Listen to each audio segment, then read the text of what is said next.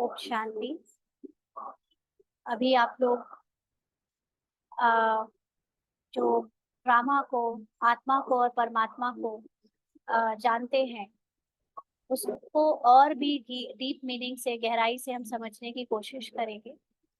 तो पहले अ, हम समझते हैं कि मैं आत्मा हूँ कौन, या हम कौन है ना। ये वैसे हम कोर्स में लेते हैं, लेकिन आज फिर से रिवाइज कर रहे हैं, ताकि क्योंकि ये चीजें बार बार याद रहे तो और अच्छे से प्रैक्टिस में आ जाती है। तो सबसे पहले तो हम अपने को जो समझते हैं, वो अक्सर अपनी भूमिका, यानी हम ड्रामा में जो पार्ट प्ले कर रहे हैं उससे खुद को पहचानते हैं। जैसे कोई डॉक्टर है, कोई एक्टर है, कोई टीचर है ना, कोई स्टूडेंट है, लॉयर है, या कोई मम्मी है, पापा है, कोई किसी का भाई है, कोई किसी का रिलेशन में है। इस तरह से एम्प्लॉय है या एम्प्लॉयर है।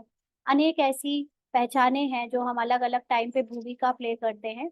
उस भूमिका के ऊपर हम अपनी पहचान बना लेते हैं। तो याद रखें कि जो ये भूमिका हम प्ले कर रहे हैं, ये भूमिका हमको किसने दी है? ड्रामा ने दी है। पहले से प्री स्क्रिप्टेड है। हर जन्म में आत्मा ने, क्योंकि अनेक जन्म लिए हैं, आत्मा अमर है, अविनाशी है, और आत्मा के द्वारा सतयुग से कलयुग तक अनेक पार्ट प्ले होते हैं। तो आत्मा को कौन से जन्म में क्या पार्ट मिलेगा, ये पहले से फिक्स्ड होता है। तो हर पार्ट में आत्मा कब क्या बोलेगी, कब क्या करेगी, कब कैसा रोल प्ले करेगी, कब उसके मन में जो क्या संकल्प आएंगे, उसकी बुद्धि कैसी होगी, उसके संस्कार कैसे होंगे, ये सब कुछ पहले से ड्रामा में फिक्स्ड होता है। यहाँ तक कि वो अपने ऊपर काम करेगी, पुरुषार्थ करेगी, नहीं करेगी, है ना, केयरलेस होगी, हर चीज पहले से फिक्स्ड होती है। तो हम अपने को इनमें से कोई भी जो पहचाने बनाकर रखते हैं, और वो पहचान हमको एक झूठा अहंकार देती है, ईगो देती है। जब भी हम उस पहचान को याद करते हैं, तो उस पहचान के साथ हमारे अंदर कुछ विकार आ जाते हैं, है ना। जैसे सपोज करिए, एक पत्नी की पहचान हमको क्या बना देती है? पति पर एक अपना हक। फिर विकार, जो पति पत्नी के रूप में कलयुग और द्वापर में विकारी संबंध है, वो विकारों की याद दिला देती है। ऐसे ही जब मैं अपने को फादर समझता हूँ, तो अपने बच्चे याद आते हैं शरीर के। तो बच्चों को अपना बच्चा, यानी मेरा बच्चा, मैं और मेरापन आ जाने से फिर बच्चों के ऊपर हम अपनी अधिकार जमाने लगते हैं। और फिर जो फादर बच्चे के बीच में जो संसार के हिसाब से मर्यादाएं होनी चाहिए, नियम बनाए हैं संसारिक लोगों ने, उसके अकॉर्डिंग अगर कुछ प्ले नहीं होता है, तो फिर एज अ फादर या एज अ सन हम अपनी उस रोल में कुछ ना कुछ विकर्म करने लगते हैं। विकार की प्रवेशता हो जाती है। जरूरी नहीं वो एक ही विकार, लेकिन उसमें भी कभी अहंकार, तो कभी क्रोध, और भी सूक्ष्म कई अहंकार या कुछ भी आ सकता है ना। ऐसे ही हम बॉस हैं, तो हम दूसरों को अपने से नीचा समझते हैं, एम्प्लॉयज को अपने से नीचे समझ के उन पर रॉब कर सकते हैं, उनको एक्सप्लॉइट कर सकते हैं ना। लॉयर समझेंगे खुद को, तो समझेंगे कि संसार में लॉयर का काम ही होता है सच को झूठ, झूठ को सच बनाना, तो वो वाला रोल प्ले करने लगेंगे।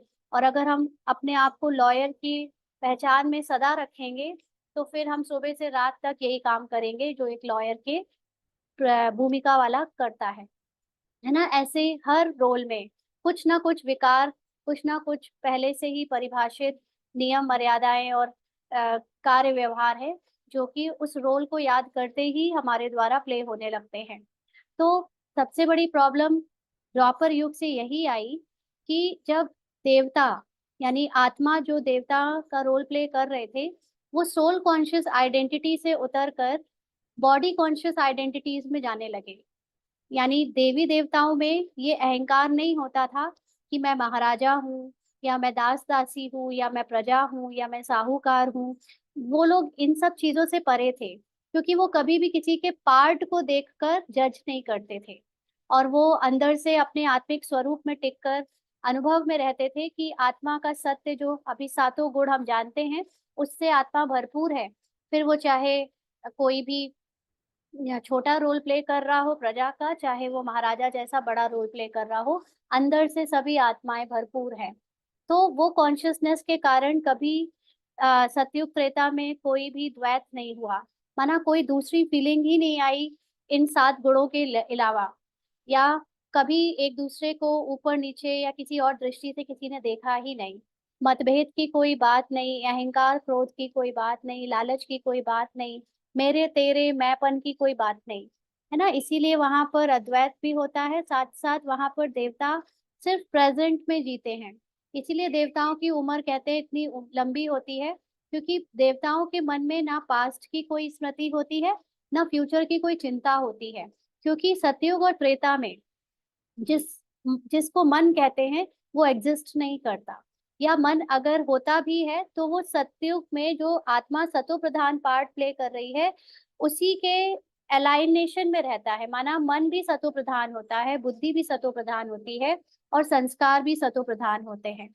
त्रेता युग में भी ऐसे ही होता है, मन बुद्धि संस्कार तीनों चीजें सतो होती हैं, है ना। आत्मा सतो प्रधान, लेकिन मन बुद्धि संस्कार सतो। तो ये भी कोई बहुत अंतर नहीं है, ये यहाँ तक भी द्वैत नहीं आ पाता। लेकिन त्रेता के लास्ट में द्वैत की शुरुआत होती है, यानी दूसरी आइडेंटिटी की शुरुआत होती है।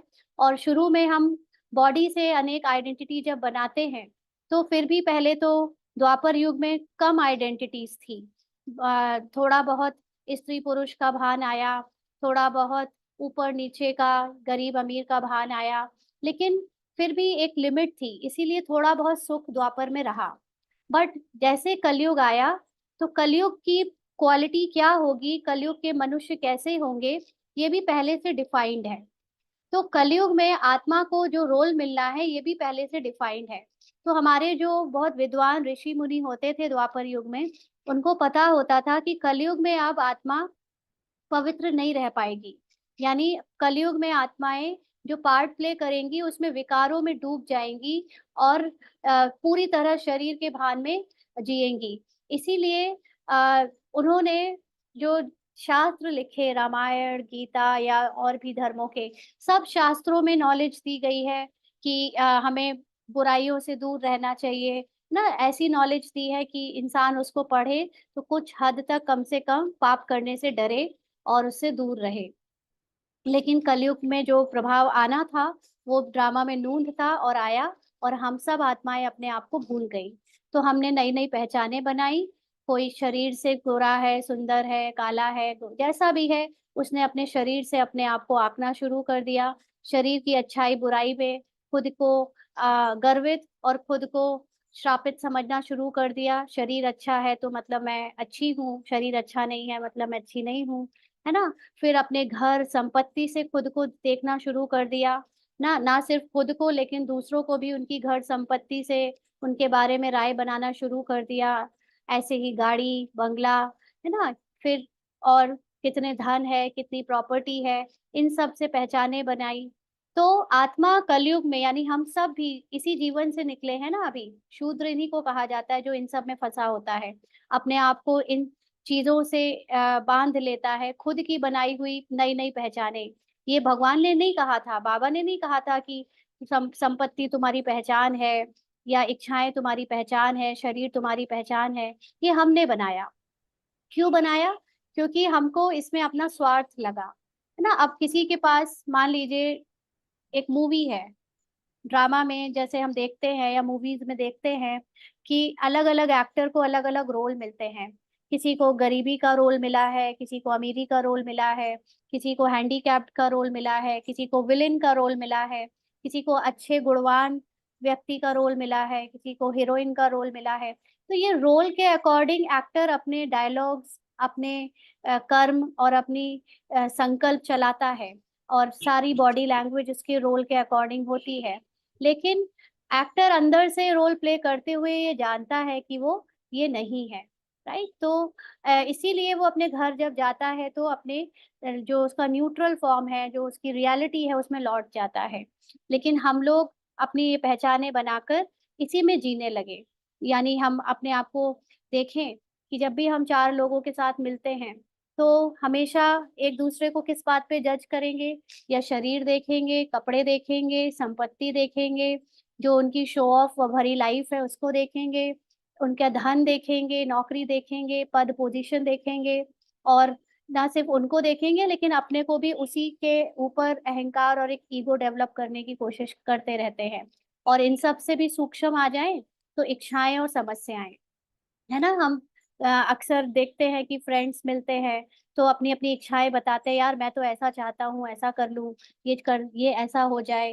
तो हम एक आइडेंटिटी बना लेते हैं कि तुम तो हो ही ऐसे से, तुम्हारी हमेशा से ऐसी इच्छा थी। माने हमने उसको एक फ्रेम में डाल दिया कि ये बंदा या ये बंदी, यानी जो आत्मा पार्ट प्ले कर रही है, वो ऐसी इच्छाओं वाली है। फिर कोई हमेशा कंप्लेन ही करता रहता है, या जिसके जीवन में हमेशा समस्याएं आई हैं, यानी पार्ट में जिसको ड्रामा में ऐसा रोल प्ले करना पड़ा जिसको समस्याएं आ रही हैं, है ना। तो उसने खुद को समझ लिया कि मैं हूं ही हमेशा स्ट्रगलिंग, या मैं, मेरी तो लाइफ ही ऐसे हमेशा झंड रही है। इस तरह से वो अब ये भूल गया कि ये एक्टिंग है, ये ड्रामा में स्क्रिप्ट अनुसार ये समस्याएं आ रही हैं, ये संकल्प आ रहे हैं, इच्छाएं हो रही हैं। लेकिन ये सब पार्ट प्ले करने वाला कौन? ये इच्छाएं आता हुआ देख कौन रहा है? किसको पता चल रहा है कि मुझे अब ये इच्छा आ रही है?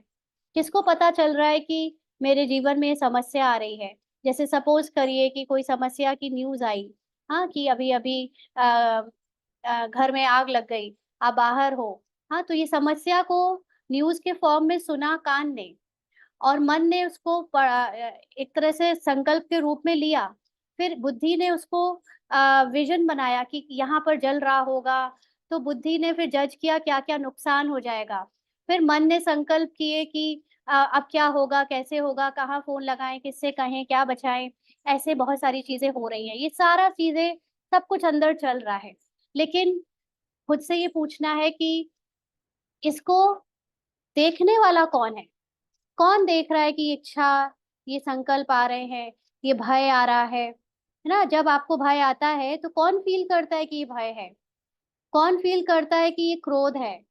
कौन फील करता है कि मेरे अंदर इनसिक्योरिटी है, ईर्ष्या है? ये देखने वाला कौन है? एक हो गया कि हाँ, ईर्ष्या, भय, अलग अलग फीलिंग्स, अलग अलग इमोशंस, ये सब मन बुद्धि संस्कार में है। लेकिन इन मन बुद्धि संस्कार के ऊपर कौन है जो ये सब कुछ देख पा रहा है? वो है सत्य हमारा, है ना। तो ये हमें समझना है। तो अपने आप को हम अलग अलग चीजों में जब भी पार्ट बजाते हुए भूल चूक से भी कभी समझ लेते हैं ना, आपस में बात करते हुए, क्योंकि ब्राह्मण में अब इतना तो हम लोग अटेंशन रखने लगे हैं कि हम इस भान से कोई कर्म ना करें जिसमें बॉडी कॉन्शियसनेस हो, जैसे कि जेंडर, है ना, स्त्री पुरुष का भान। कई बार हम लोग पार्ट प्ले करते हुए, है ना, भूमिकाएं निभा रहे हैं जो यहाँ पर, तो उसमें एक अंदर से इनग्रेन्ड हो गया है बचपन से कि मैं स्त्री हूँ, मैं पुरुष हूँ, तो मैं ये काम कर सकती हूँ, मैं ये नहीं कर सकती हूँ, ये काम तो पुरुषों का ही है, ये काम तो स्त्रियों का ही है। ना सिर्फ अपने लिए लेकिन दूसरों को भी जज करते हैं। तो ये भी पहचाने जो एक बिलीफ सिस्टम के रूप में हम सब ने बनाई हुई है, इसको भी ब्रेक करने की जरूरत है। और हम क्या ब्रेक करेंगे? परिस्थितियां अब आती ही ऐसी हैं जिसमें हमको सब तरह का करना पड़ेगा, करना पड़ रहा है ना। जैसे बाबा के समय पर दादियों ने बस भी चलाई, जूते भी सिले, बाजार से सब्जियां भी लेकर आई, भारी भारी सामान भी उठाया। बाबा ने उनसे ये क्यों कराया? कि स्त्री पुरुष का भान निकल जाए, मैं आत्मा हूँ, ये सदा याद रखना है, इसी स्मृति में रहना है। जब भी अपने अंदर कोई लिमिटेशन का संकल्प आए कि ये काम मैं कर सकती हूँ, ये नहीं कर सकती हूँ, ये तो भाइयों का है, ये तो बहनों का है, तो तुरंत पकड़ लो संकल्प और चेक करो ये कौन से संकल्प आ रहे हैं। ये देह भान के संकल्प कैसे आ गए मुझे? मैं तो आत्मा हूँ, आत्मा के अंदर तो स्त्री के अनुभव भी है, पुरुष के अनुभव भी हैं। आत्मा के अंदर तो हर तरह की शक्ति है, तो क्यों नहीं हर काम मैं कर सकती हूँ, है ना। तो हमें अपने ऐसे कमजोर संकल्पों को, लिमिटेड संकल्पों को श्रेष्ठ संकल्पों से चेंज करना होता है, जिसको बाबा कहते हैं बार बार अपने स्वमान में स्थित हो जाओ। जैसे मैं मास्टर सर्वशक्तिवान हूँ। अब बाबा ने ये जो सम्मान दिया है, इससे कोई स्त्री पुरुष का लेना देना तो नहीं है कि मैं मास्टर सर्वशक्तिवान स्त्री हूँ या मैं मास्टर सर्वशक्तिवान पुरुष हूँ, नहीं। मैं मास्टर सर्वशक्तिवान आत्मा हूँ। तो आत्मा रोल में चाहे जो हो, लेकिन वो हर काम जो असंभव, बड़े से बड़ा असंभव दिख रहा है, उसको भी संभव कर सकती है। तो इसलिए जब भी जेंडर की कोई बात आए, संकल्प आए विचारों में या बातों में, कभी ऐसे निकल जाए, तो उसको रुक कर अटेंशन देकर करेक्ट करना है। ठीक है, व्यर्थ संकल्प है ये। हम जेंडर के बारे में सोचें और उससे अपनी पहचान बनाएं, उसको सही करें। इसी तरह एज, अब कोई कह रहा है कि मैं 70 की हूँ, मैं 80 की हूँ, मैं अभी मैं बहुत यंग हूँ, 20 साल की ही हूँ, ये तो बच्चा है, इसको क्या ज्ञान देना। ये अलग अलग पहचाने जो हमने बना रखी हैं, इससे भी निकलना है। जब भी कभी अंदर से संकल्प आए कि मेरी तो उम्र अब 80 की हो गई है, 90 की हो गई है, 60 की हो गई है, मैं तो बुजुर्ग हो रही हूँ, तो तुरंत चेक करो कि कौन कह रहा है। क्या ये देहभान नहीं है? क्या ये देहभान में बोली हुई या सोची हुई संकल्प नहीं है? इसको कैसे करेक्ट करेंगे? मैं आत्मा, मेरी कोई उम्र नहीं होती। पार्ट में, इस शरीर में जब से 60 साल से पार्ट प्ले हो रहा है, 70 साल से पार्ट प्ले हो रहा है, इस सेंटेंस को तुरंत करेक्ट करें, है ना, कि ये आत्मा का पार्ट है जो इतने उम्र का हो चुका है, इसके शरीर की उम्र इतनी हो चुकी है, लेकिन अंदर से आत्मा अविनाशी है, अमर है, सदा शक्तिशाली है ना। कोई, सभी को ये अनुभव होगा कि उम्र से, शरीर की कुछ भी उम्र हो जाए, लेकिन अंदर से आज भी वो बच्चा जिंदा है, अंदर से आज भी वो जवानी जिंदा है, अंदर से आज भी वो स्मृतियां जिंदा है जो बचपन में थी, है ना, किसी की नहीं मरी। तो लेकिन हम बस सोसाइटी के एक पैराडॉक्स स्थिति में ये अपने आप को अनुभव कर लेते हैं। कुछ लोग या तो कहेंगे कि हम हमेशा ही जवान हैं, हम तो कभी बूढ़े होते ही नहीं, तो वो कभी वो सत्संग नहीं करेंगे, वो जो विस्डम वाली चीजें हैं, है ना, अच्छी ज्ञान की बातें हैं, उससे अपने आप को दूरी बना लेंगे कि हम बूढ़े थोड़ी ना हुए हैं जो हम ये सब करें। वो भी गलत है। गलत नहीं है, मतलब एक वो भी देहभान है, क्योंकि आत्मा के ज्ञान के लिए, विजडम के लिए, एक अध्यात्म को अपने जीवन में उतारने के लिए कोई उम्र नहीं होती। अध्यात्म आपके जीवन को सदा नया बनाए रखता है। आप हमेशा अंदर से नए होते हो। जो लोग ऊपर से, कई बार ऐसे देखने में आता है कि बहुत जवान बनने की कोशिश करते हैं और बार बार ये सबको दिखाते हैं कि हम तो अभी भी जवान हैं, है ना, तो ये देखा जाता है कि आप अभी भी वही पुरानी स्मृतियों में जी रहे हो, वही 40 साल पुरानी बातें, वही शौक, वही गाना सुनना, वही खाना पीना, कुछ बदला नहीं, कुछ नया किया नहीं, कुछ नई स्मृति, कुछ नए बिलीफ सिस्टम बनाए नहीं। बस दुनिया को देखकर कपड़े बदल लिए, शॉर्ट कपड़े पहन लिए, घर नया ले लिया, देश विदेश यात्रा करने लगे, ये सब ऊपर से जवान हूँ जवान हूँ, व्हाइट हेयर को ब्लैक कर लिया, डाइटिंग कर ली, वेट लॉस कर लिया, और मैं जवान हूँ। तो मेन बात है कि चाहे आप अपने को जवान मानो, चाहे आप अपने को यंग मानो, चाहे, सॉरी, यंग और जवान तो एक ही होता है मतलब बूढ़ा मानो, हाँ, तो कुछ भी हो, लेकिन ये सब शरीर की बातें हैं। आत्मा के साथ आपने क्या नया किया? आत्मा की स्थिति में आज क्या बदलाव हुआ? आत्मा की अपनी विजडम जो है, उसका जो ट्रुथ है, उसमें कहाँ तक टिके, वो कहाँ याद किया आपने? नॉलेज है, झूठी बातों को जी रहे हो, एक दिन शरीर छूट जाएगा, फिर सारी जवानी और बुढ़ापा दोनों चला जाएगा, लेकिन जो आत्मा आगे बढ़ेगी, वो आत्मा जो मैं हूँ, जो जवानी में भी थी, जो बचपन में भी थी, जो बुढ़ापे में भी है, जो आगे भी जाएगी, उस आत्मा का क्या? वो कहाँ है? उसकी नॉलेज कहाँ है? उसका सत्य कहाँ है? तो ये सारी बातें हमको अपने में समझनी है, और इससे अपनी पहचान नहीं रखनी है शरीर की बातों से। जब भी ऐसे कोई संकल्प आए, तो तुरंत अपने को याद दिलाएं कि मैं आत्मा हूँ, ये शरीर की बातें से अपने को अलग करें, है ना। भले पार्ट में कभी कभी फ्रेंड्स मिल रहे हैं, या उम्र से हम शरीर में बड़े हैं, तो हमें बच्चे, जो बच्चों का पार्ट प्ले कर रहे हैं, या दूसरे लोग जो शरीर से यंग हैं, वो हमें वैसी रिस्पेक्ट दे रहे हैं एज अ सीनियर सिटीजन, या हम यंग हैं तो हम दूसरों को रिस्पेक्ट दे रहे हैं, अपने से छोटों को रिस्पेक्ट दे रहे हैं, वो पार्ट में अलग चल रहा है, लेकिन अंदर से सब सेम है, सब बराबर है, सबके प्रति सेम रिस्पेक्ट। कोई बूढ़ा है तो ज्यादा रिस्पेक्ट, और कोई जवान है तो कम रिस्पेक्ट नहीं। हम सब आत्माएं हैं, सब इक्वल पार्ट प्ले करने वाली आत्माएं हैं, अंदर से सब सतोगुणी हैं। ये स्मृति से इसको हमेशा चेंज करना है ना। फिर है फैमिली।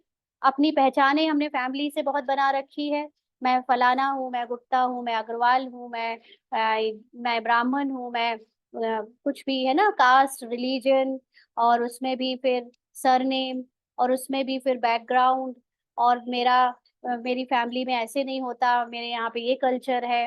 कितनी सारी पहचाने फैमिली की बना रखी हैं, और हमारे यहाँ पे ट्रेडिशन ऐसा है। ये सारी जो भी बातें हैं, ये सब हमें पार्ट में मिली हैं, स्क्रिप्टेड है।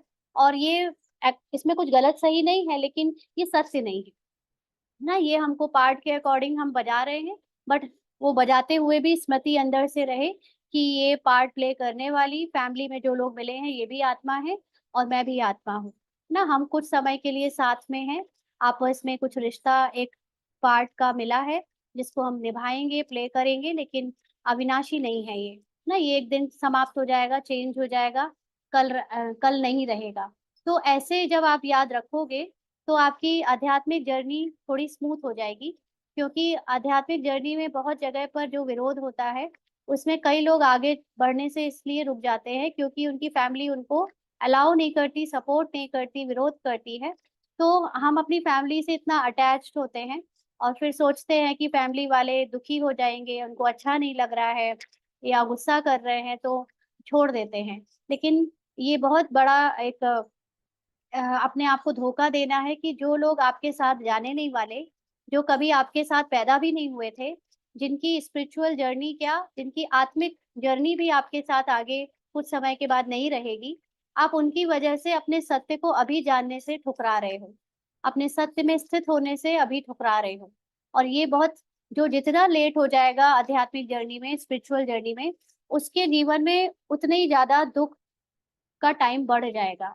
क्योंकि स्पिरिचुअल जर्नी आत्मा को फ्री कर देती है ऐसे कई बॉन्डेजेस से, अपनी ही बनाई हुई मकड़ जाल से, जिसमें वो खुद ही फंस के दुखी हो रही थी। और आध्यात्मिक आत्मा की अवस्था में स्थित होते ही हम बहुत सारे बंधनों से मुक्त हो जाते हैं। इसलिए ये पहचाने जितनी भी फैमिली से हमने बनाई है, ये फैमिली लौकिक की हो चाहे अलौकिक की हो, दोनों में ही हमको याद सदा ये रखना है कि मैं अकेली थी, अकेली हूँ, अकेली रहूंगी।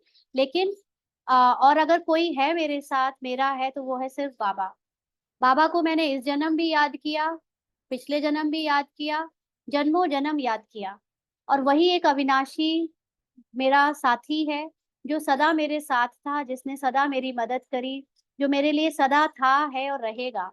और उसके सिवा ना मेरी कोई रक्षा कर सकता है, ना मेरा कोई साथ दे सकता है, और ना ही मुझे कोई सत्य बता सकता है।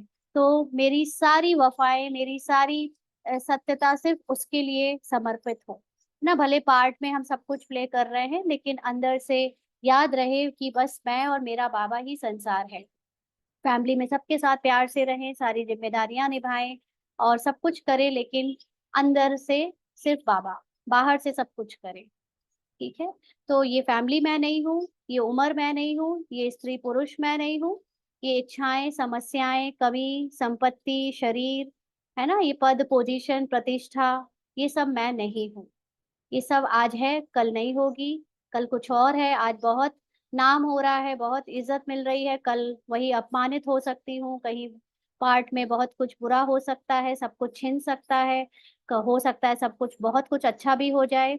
लेकिन आज है या नहीं है, दोनों में ही मेरा पार्ट जो है वो प्ले होता रहेगा, बट अंदर से मुझे अपने सत्य को जानकर उसमें स्थित होना है।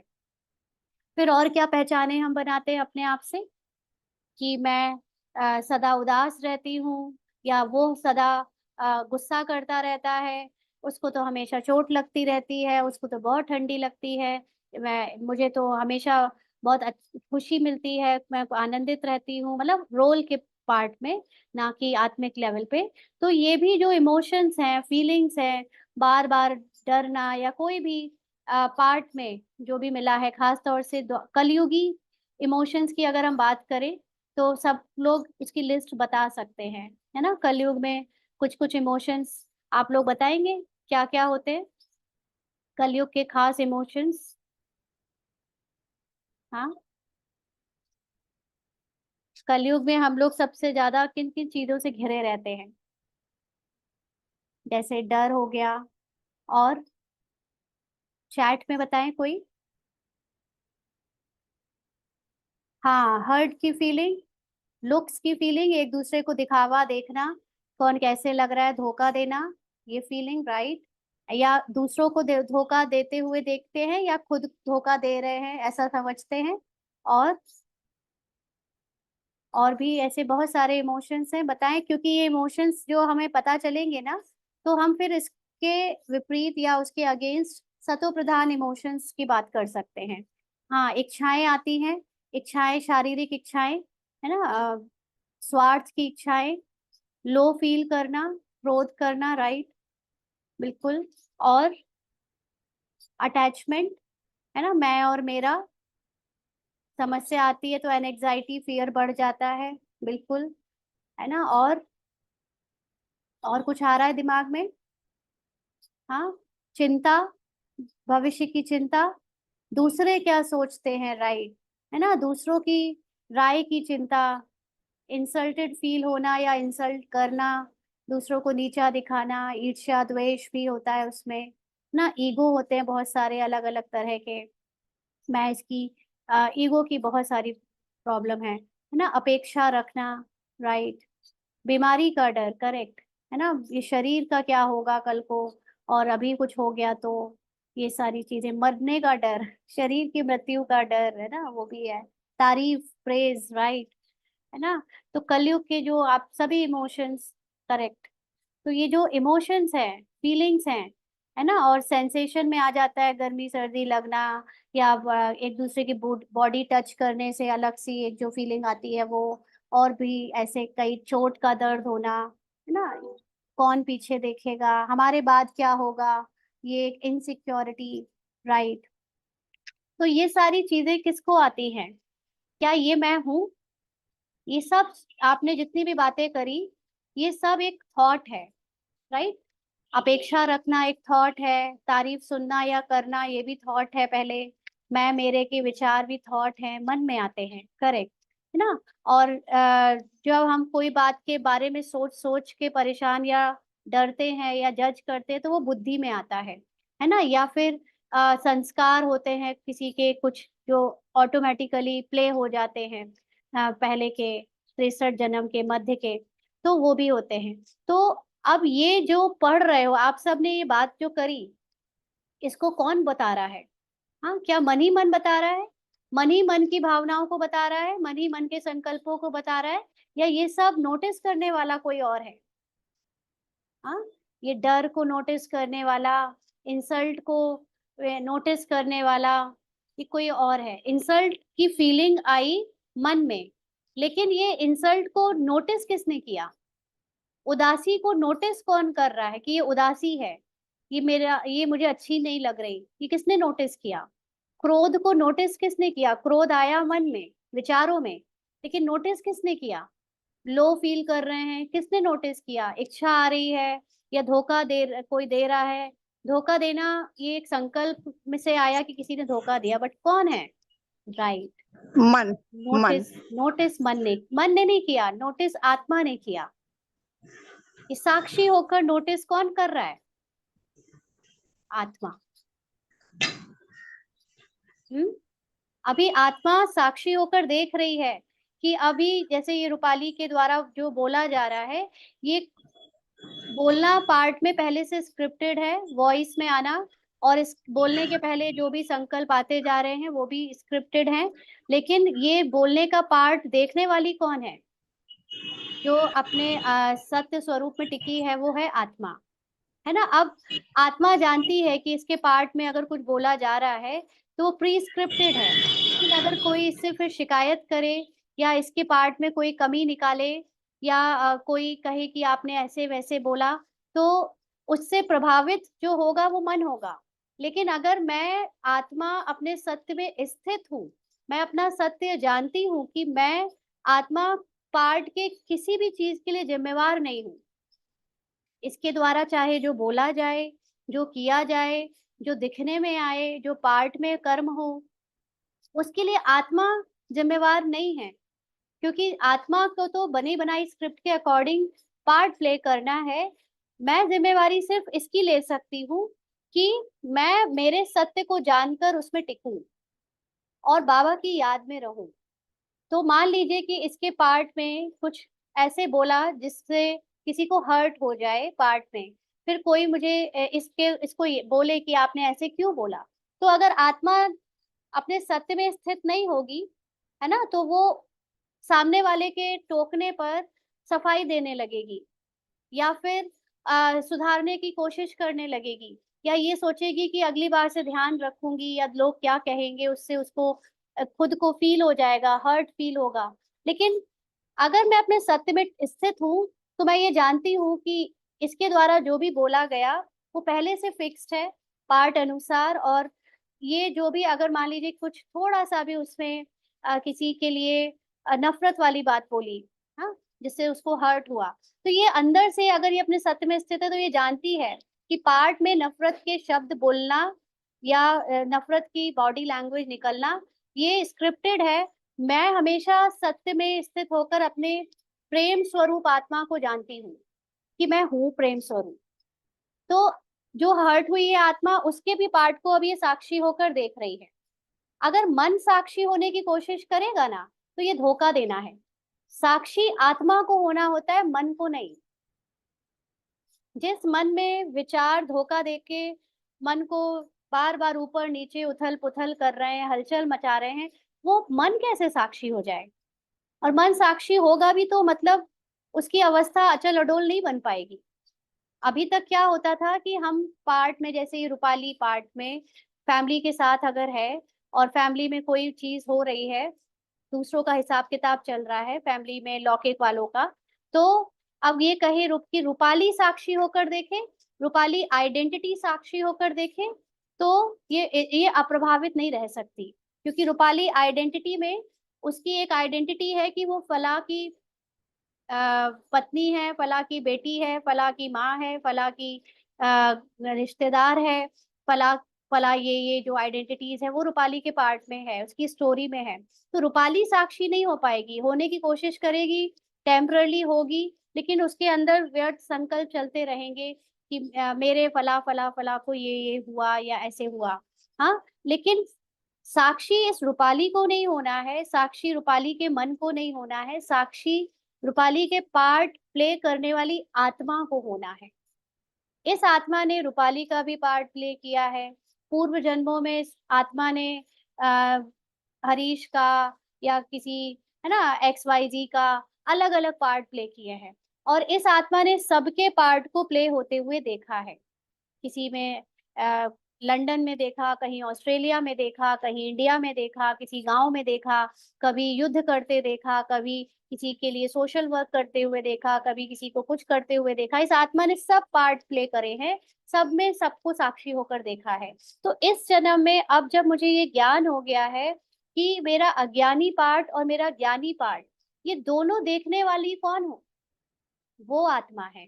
कई बार हम ज्ञानी पार्ट बनकर साक्षी होने लगते हैं, ज्ञान लगा अप्लाई करने लगते हैं कि फला फला चीज ऐसी बाबा ने बोली है ना, तो हम ज्ञानी बनकर साक्षी हो रहे हैं, ब्राह्मण बन के, बीके बन के साक्षी हो रहे हैं, उसमें हम ज्ञान के पॉइंट्स लगाने लगते हैं।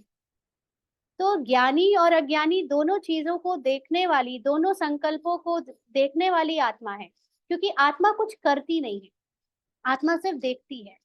आत्मा सिर्फ सीन को ऑडियंस के रूप में बैठकर आते जाते होते देख सकती है। बाकी सीन तो जैसे लिखा गया है, जैसे स्क्रिप्ट में है, वैसे चलेगा। तो ये अवस्था बनानी है हमें, है ना। तो इसीलिए इमोशंस आएंगे पार्ट अनुसार, अलग अलग फीलिंग्स आएंगी पार्ट अनुसार, जो भी जिसको जब फील होना है। अभी अगर रूपाली के पार्ट में इसको रोना जैसा फील करना है, तो रोने की एक्टिंग करनी होगी, इसको करेगी, है ना। अगर इसको अभी एक्टिंग में या किसी से ईर्ष्या करना लिखा है, तो ये ईर्ष्या करेगी एक्टिंग में। लेकिन अंदर से अगर मैं अपने सत्य में स्थित हूँ, मैं नॉलेजफुल हूँ, तो ये अंदर से देखेगी आत्मा कि देखो रूपाली को भी इससे ईर्ष्या हो रही है, बाबा देखो रूपाली को भी इससे ईर्ष्या हो रही है, इसको ईर्ष्या हो रही है, बाबा देखो इसको अंदर से अभी रोना आ रहा है, ये रोए जा रही है। हाँ, तो ये देखने वाली अब रूपाली के अंदर जो आत्मा मतलब मैं आत्मा जो रूपाली के पार्ट के हर हरकत को देख रही है, वो ये नहीं करेगी कि बाबा इसको रोने से चुप करा दो, बाबा ये ईर्ष्या खत्म कर दो, नहीं, वो बाबा से शक्तियां नहीं भरेगी कि बाबा मैं प्रेम भर रही हूँ तो ईर्ष्या खत्म हो रही है। नहीं, वो बाबा को बताएगी बस कि बाबा ईर्ष्या का पार्ट हो रहा है अभी रूपाली का, ये आप ले लो। ईर्ष्या तो मेरा सत्य नहीं है। मतलब आत्मा बता रही है ईर्ष्या मेरा सत्य नहीं है। मेरा सत्य तो पवित्रता है, प्रेम है, सबके प्रति स्वीकारता है। तो ये बातें जब हम ऐसे हर सीन में करेंगे तो हम अपने सत्य के और करीब पहुंचते जाएंगे। तो अभी जैसे आप लोगों ने कुछ बातें लिखी चैट में लिखी है ना, इसको ही ले लेते हैं, एक एक कुछ कुछ चीजें।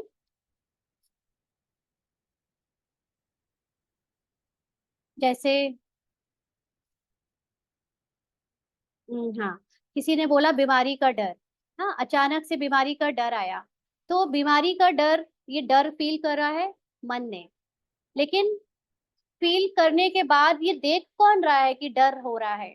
डर मेरी नेचुरल नेचर नहीं है, इसीलिए तो मुझे डर अच्छा नहीं लगता। हाँ, तो ये देख रही है आत्मा।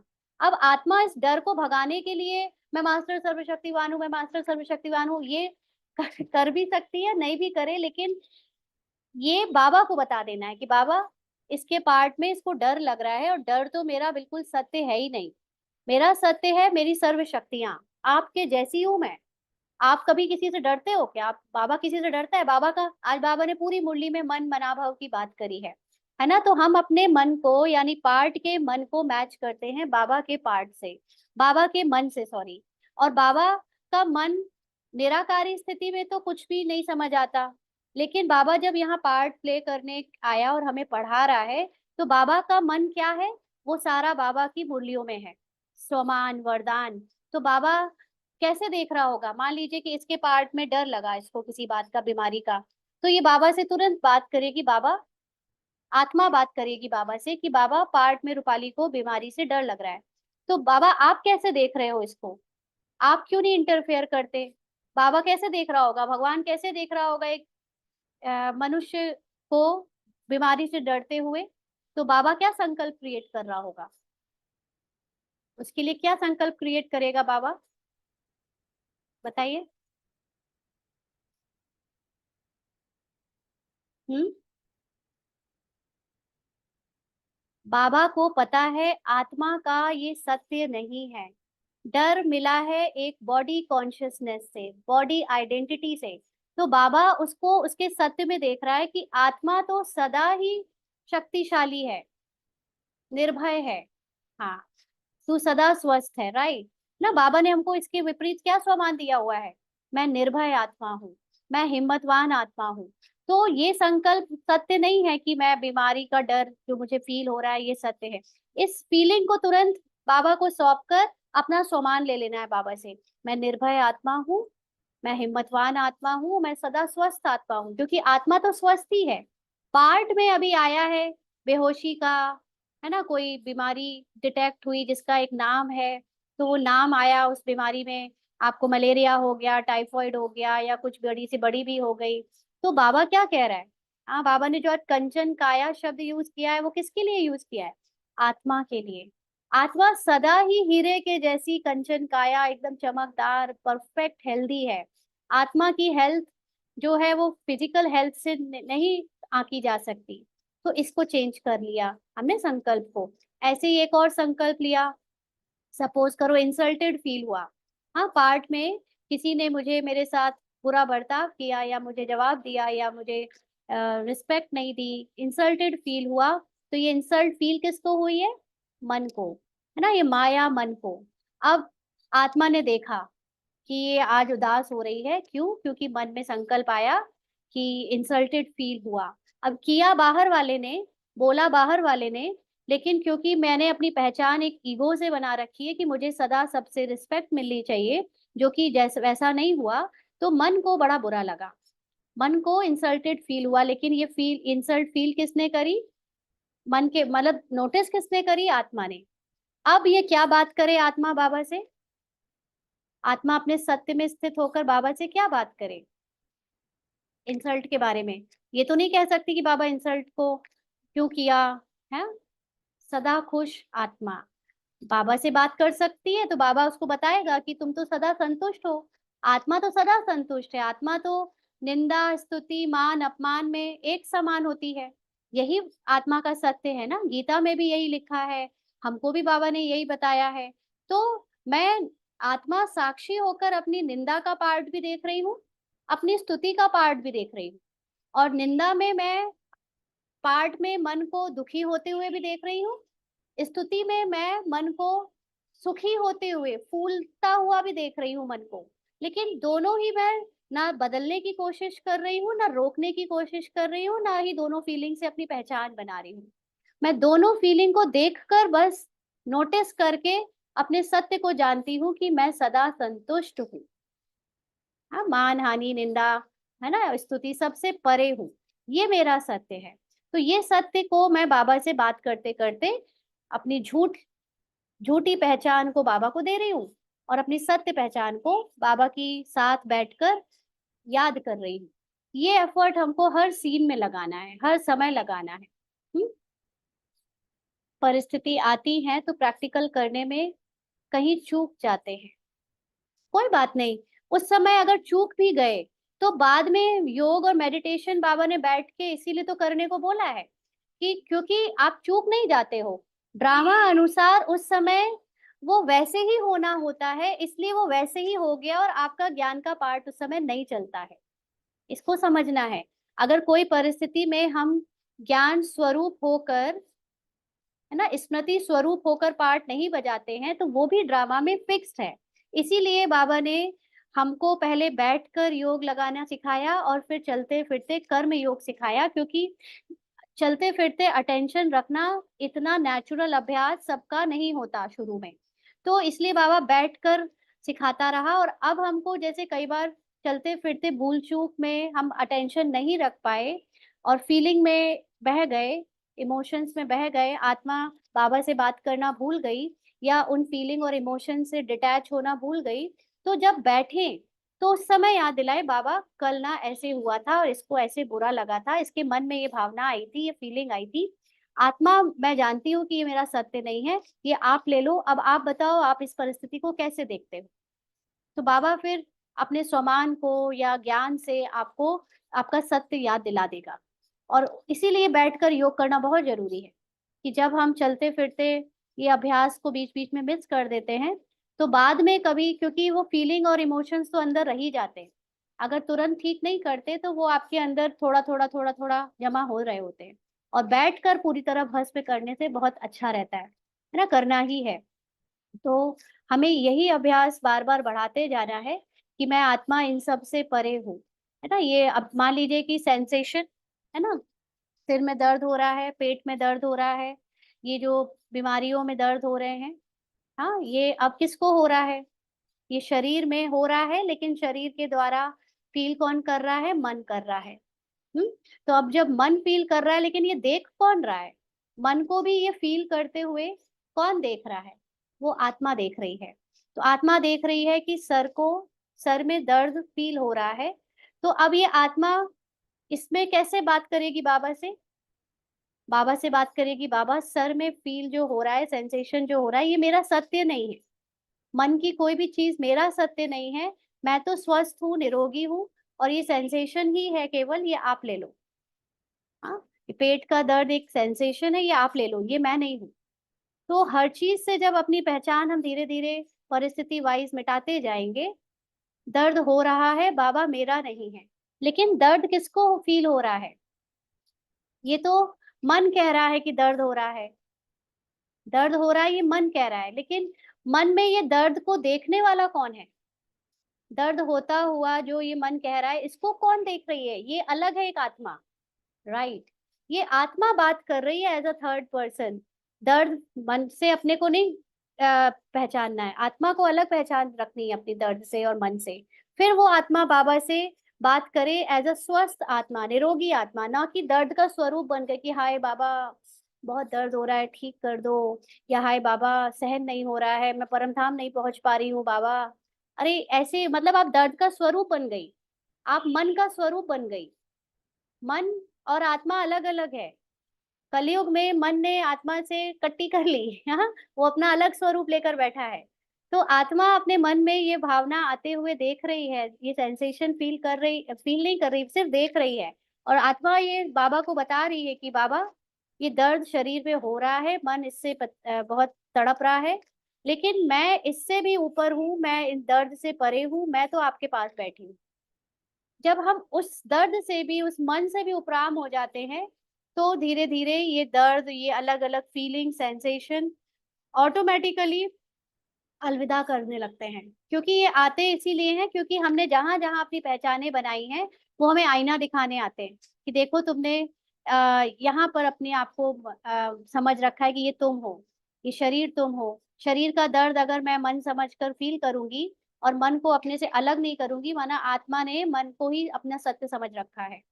तो ये एक एक चीज हमें याद दिलानी है। अब जैसे इसको रूपाली के पार्ट में ना, इसको ठंड काफी लगती है, ठंड थोड़ी सहन कम होती है। तो अब ये बाबा से अक्सर बात करती है कि बाबा कैसे दादियों ने ऐसे ऑपरेशन करा लिए और इतना बड़े बड़े दर्द सह लेती हैं। तो ऐसा नहीं है कि दादियों को, उनके मन में ये दर्द फील होते नहीं होंगे शरीर के, या मम्मा को फील होते नहीं थे, लेकिन उन्होंने अपने सत्य को जान लिया था कि आत्मा का सत्य ये है कि उसे ये अनुभव, ये सेंसेशन, ये कोई भी बीमारी जो मन में माया के रूप में बाबा से दूर कर रही है, क्योंकि ये अनुभव आपको क्या करते हैं, बाबा से दूर कर देते हैं, आपको अपने सत्य में स्थित नहीं होने देते, और आपका पूरा ध्यान उस दर्द में, उस बीमारी में और इन माया में चला जाता है। तो बस उस समय मुझे ध्यान रखना है कि ये माया है और आत्मा इस दर्द से परे है। दर्द हो रहा है ना, होने दो, होते रहने दो। हम एक्चुअली दर्द को इग्नोर करने की कोशिश करते हैं, इग्नोर भी नहीं, दर्द से फाइट करने की कोशिश करते हैं, दर्द को स्वीकार नहीं करते। हम सोचते हैं कि दर्द ना हो, दर्द मिट जाए, तो इसीलिए हम उससे युद्ध शुरू कर देते हैं। और युद्ध करने की वजह से, राइट, रेजिस्ट करने लगते हैं, और उस रेजिस्टेंस में, युद्ध में, जो बाबा हमारे साथ बैठा है उसको भूल जाते हैं। बाबा कहता है कि जैसे तुमको सुख स्वीकार है, जैसे तुमको स्तुति स्वीकार है, जैसे तुमको स्वस्थ होना स्वीकार है, प्रेम स्वीकार है, वैसे ही तुम्हें नफरत भी स्वीकार होनी चाहिए, वैसे ही तुम्हें दर्द भी स्वीकार होना चाहिए, निंदा और अपमान भी स्वीकार होना चाहिए। यानी जीवन के हर अनुभव को स्वीकार करो। आत्मा इस संसार में आई ही है अपने अंदर के सारे अनुभव को बाहर से अनुभव में लाने, है ना। क्योंकि अंदर तो परम धाम में अभी हमने मेडिटेशन किया कि उसके अंदर सारे अनुभव हैं ही, लेकिन वो परम धाम में अपने अनुभवों को या खुद को कैसे जाने, कैसे अनुभव करे, क्योंकि शरीर नहीं है, इसीलिए नीचे आई। नीचे आई तो 2500 वर्ष तक इसने खूब सुख अनुभव किया, खूब संपन्नता अनुभव करी, सब कुछ अच्छा अच्छा अनुभव किया। लेकिन फिर जब द्वापर आया और कलयुग के खास अब का समय आया, तो अब जो इसके अंदर दुख के भी अनुभव हैं, दुख का भी पार्ट रिकॉर्डेड है, दर्द का भी पार्ट रिकॉर्डेड है ना, विरोध का, अपमान का, ये भी तो एक अनुभव है। आप सारे अनुभवों की लिस्ट जो बनाओगे, उसमें पॉजिटिव और नेगेटिव दोनों तरह के अनुभव होंगे। पॉजिटिव को तो हम बड़े अच्छे से ले लेते हैं, नेगेटिव को हम नहीं चाहते कि जीवन में आए। लेकिन आत्मा को तो ये एक ही जीवन में, मतलब ड्रामा में, अपने सारे जन्मों को मिलाकर सारे अनुभव झेलने ही है। झेलने मतलब अनुभव में खुद को फील करना ही है। तो इसलिए उसको भी स्वीकार करें। और जैसे ही आप उसको स्वीकार कर लेते हो, तो आत्मा बड़ी आसानी से परम धाम में बाबा के साथ बैठ सकती है। रेजिस्ट करते हैं, युद्ध करने लग जाते हैं, तो बाबा भूल जाता है, अपना सत्य स्वरूप भूल जाता है, और बस आ, अंदर ही अंदर करारते रहते हैं, दर्द ठीक हो जाए, मैं ठीक हो जाऊं, मैं स्वस्थ हो जाऊं, है ना। तो जो भी आए सब में राजी, क्योंकि आत्मा सिर्फ साक्षी होकर देख सकती है मन को कि मन अभी खुश हो रहा है, मन अभी दुखी हो रहा है, मन अभी शांत है, मन अभी क्रोध कर रहा है, मन अभी दर्द में है, मन अभी स्वस्थ फील कर रहा है, सब मन में हो रहा है। लेकिन ये देख कौन रहा है? वो देखने वाली आत्मा है, ठीक है ना। तो हम आज जो है, इसमें से कुछ चीजें एक बार लास्ट में रिवीजन कर लेते हैं कि हमने जो हद के बंधन बनाए हुए हैं वो क्या क्या हैं। हाँ, तो हमें वो सारे बर्न करने हैं, जलाने हैं। बाबा कहते हैं ना, भस्म करना है, आपके पाप भस्म हो जाते हैं। वो पाप क्या क्या है? वो पाप है अपने को शरीर समझना, शरीर की जो अलग अलग पहचाने हैं, स्त्री पुरुष समझना, अपने को बीमार, अपने को बुजुर्ग, अपने को बच्चा, अपने को यंग समझना, शरीर के जो भी पहचान में गोरा काला नाटा सुंदर बदसूरत, है ना, ये सब समझना। फिर शरीर के नाम, शरीर के रिश्ते, शरीर के रोल, जो अलग अलग पार्ट, हम फैमिली में अलग रोल्स हैं, किसी कंपनी में काम कर रहे हैं तो वहाँ अलग रोल्स हैं, एज अ स्टूडेंट अलग रोल, है ना, जहाँ जितने लोगों से मिलते हैं सब हमको अलग अलग रोल में देखते हैं। तो वो सारे रोल बर्न करने हैं, जला के भस्म करने हैं, इन स्मृतियों से निकलना है। बजाना है सारे पार्ट, लेकिन बजाते समय याद रखना है कि ये पार्ट मुझ आत्मा से अलग है। मटेरियलिस्टिक प्रॉपर्टी, कैश, है ना, जो भी धन है, संपदा है, जो हम कपड़े, छोटी छोटी चीजें घर की जो जोड़ के रखी हैं या जिनको जोड़ना चाहते हैं, वो सब कुछ हमें बंधन है, हमारे लिए आत्मा के लिए एक बंधन है। आत्मा ने अपने को इस लिमिट कर रखा है इस संसार में अपने पार्ट से, क्योंकि ये सब हमको इस जन्म में यूज करने के लिए मिला है। अगर यूज नहीं करेंगे तो ये यहीं की यहीं छोड़ के चले जाएंगे। और जितना यूज कर पा रहे हैं बस उतना ही हमारा है, हमारा भी नहीं है एक्चुअली, वो भी बाबा ने दिया है, लेकिन फिर भी अगर हम समझे कि जितना यूज कर पाए वो भी सफल कर पाए, जिससे आपका फर्दर इन्वेस्ट हो पाया, उससे आपका भाग्य बन पाया, यानी आप अच्छे पार्ट में ट्रांसफर हो पाए, तो वो फिर भी ठीक है। लेकिन जो खाया पिया खत्म किया यहीं की यहीं, वो तो जैसे बर्बाद किया, है ना, उससे आपका कोई भाग्य का पुनर्निर्माण नहीं हुआ है, कोई इन्वेस्टमेंट नहीं हुआ है जिससे आपको दोबारा से अच्छा जन्म मिले या अच्छी चीजें मिले, है ना। तो ये भी सारी लिमिटेशंस हैं हद की, इसको भी बर्न करना है, जला के भस्म करना है। क्योंकि ये मटेरियलिस्टिक आइडेंटिटी से भी हम बहुत पाप करते हैं कि मेरे पास बड़ा घर है, बड़ी गाड़ी है, तो मैं एक गरीब से ज्यादा अच्छा हूँ, तो मैं उस गरीब उसको भिखारी के रूप में देख रहा हूँ, दूसरे को गरीब के रूप में देख रहा हूँ, तो मतलब मैं उससे बदतमीजी से बात कर सकता हूँ, मैं उसको नौकर समझ सकता हूँ, मैं उसको गंदा खाना दे सकता हूँ या कुछ भी, है ना। क्योंकि हम सब ने देखा है कि रिच पुअर क्लासेस के बीच में कैसे मन से ही कितना ऊपर नीचे होता है। तो ये भी पाप कराता है ये आइडेंटिटी। तो इससे भी किसी को आंकना नहीं है कि किसी के पास इस जन्म में कम पैसा है तो वो हमसे पीछे है। हाँ, हर आत्मा बराबर है, सिर्फ पार्ट में उसके पास इस समय कम ज्यादा है।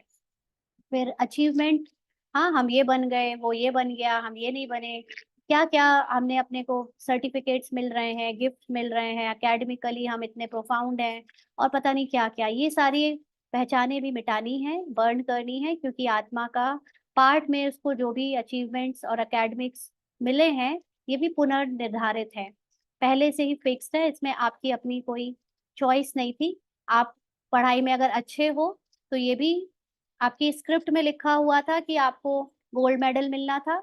अगर आप पढ़ाई में नकारे हो तो भी ये स्क्रिप्ट में लिखा था कि आप बैक बेंचर हो, है ना। कुछ भी जो है हमारे पार्ट में या था या जो दूसरों के में है, वो पहले से प्लान्ड है, उसमें उसकी कोई गलती या उसकी कोई वाहवाही नहीं है, क्योंकि आत्मा सिर्फ साक्षी होकर अपने पार्ट को बजाती है, देखती है बजता हुआ। फिर है थॉट, फीलिंग, संस्कार और सेंसेशन, इसकी बात हमने ऊपर कर ही ली कि जो विचार आते हैं, जो अनुभव आते हैं होते हैं, जो भी संस्कार बने हैं पूरे पिछले 84 जन्म में, हर जन्म का संस्कार पहले से फिक्स्ड है। और बॉडीली वर्च्यूज और वाइसेस, माना हमारे अंदर क्या गुण है क्या अवगुण है, ये सारी चीजें भी पहले से फिक्स्ड है। तो हमें इन सारी चीजों से अपनी पहचान नहीं बनानी है, इनसे मुक्त होना है और अपने को जो आत्मा का सत्य है उसमें स्थित करना है। तो आत्मा का सत्य क्या है कि मैं अविनाशी हूँ, मेरी मूल स्थिति परिवर्तनशील नहीं है, माना मैं सदा एक जैसी रहती हूँ। पार्ट युग के हिसाब से, ड्रामा के हिसाब से, जो भी आत्मा को स्क्रिप्ट में मिला है वो चेंज होता है, लेकिन मेरी मूल स्थिति सदा सेम रहती है। हाँ, और मेरी मूल स्थिति टाइमलेस है, साउंडलेस है, यानी आत्मा जब अपने मूल रूप में होती है तो ये जो समय की टिक टिक है ना, 1 घंटा 2 घंटा 24 घंटा, ये सब आत्मा के लिए कुछ मायने नहीं रखता। बाबा भी कहता है ना, जब बाबा मिलन होता है कि आपकी संसार में साकार में आना पड़ता है तो आपको भी कुछ ही बच्चे सामने बैठ पाते हैं, समय का भी ध्यान रखना पड़ता है, लेकिन आप अव्यक्त वतन में आकर बाबा से कभी भी मिलो, वहां 1 to 1 मिल सकते हो, चाहे जितनी देर मिलो, कोई टाइम की बाउंडेशन नहीं है। तो वाकई में जो जितनी ज्यादा सोल कॉन्शियस स्मृति में रहता है उसकी उम्र उतनी ज्यादा बढ़ती है, इसलिए कहते हैं ना योगी की उम्र बढ़ती जाती है। तो सोल कॉन्शियस स्टेट में रहने वालों की उम्र इसलिए बढ़ती है क्योंकि सोल कॉन्शियस लेवल पे आत्मा के लिए टाइम की बाउंडेशन खत्म हो जाती है। फिर साउंडलेस है, बाहर चाहे कितना भी शोर हो, बाहर चाहे इसके मुंह से कितना भी बोला जाए, लेकिन जो आत्मा का सत्य है कि मैं शांत स्वरूप साइलेंस में स्थित हूँ, वो मेरा सदा ही रहता है। बोलने का पार्ट है तो बोल रही है, चुप होने का पार्ट है तो चुप हो जाएगी, लेकिन अंदर से वो सदा ही साइलेंस में स्थित है। फिर मेरी मूल स्थिति थॉटलेस है ना, कोई विचार नहीं आते मूल अवस्था में। सेंसेशन लेस है, आत्मा को कोई भी सेंसेशन नहीं होते, फीलिंग नहीं होती, जैसे एक रोबोट होता है, रोबोट के अंदर कोई सेंसेशन और फीलिंग्स नहीं होती, इमोशंस नहीं होते। इसीलिए पहले लोग डरते थे ना। एआई के ऊपर बहुत डिबेट चली, जो आर्टिफिशियल इंटेलिजेंस है, कई लोग कहते थे कि ये लोग रोबोट्स जो है दुनिया पे अपना आक्रमण कर देंगे और दुनिया को अपना गुलाम बना लेंगे, ऐसा वैसा कुछ कुछ। लेकिन ये बहुत कम लोग सोचते हैं कि रोबोट्स एज प्री प्रोग्राम्ड होते हैं, उनके अंदर जो प्रोग्रामिंग डाली जाएगी वो वैसे ही बिहेव करेंगे। तो उसके अलावा बिल्कुल भी कुछ और वो सोचते नहीं, उसके अलावा कुछ कर नहीं सकते, इमोशंस नहीं है, फीलिंग्स नहीं है, सेंसेशंस नहीं है उनमें। तो अगर हम आप एज अ ह्यूमन पार्ट, जो हम रोल किरदार निभा रहे हैं, उसमें अगर हम सभी ऐसे हो जाएं, तो आप सोचो कि ना कोई किसी की बेइज्जती करेगा, ना कोई किसी को दुख देगा, ना दुख लेगा, ना बेइज्जती करेगा, ना बेइज्जती महसूस करेगा, ना कोई किसी को हर्ट करेगा, ना दूसरों से हर्ट होगा।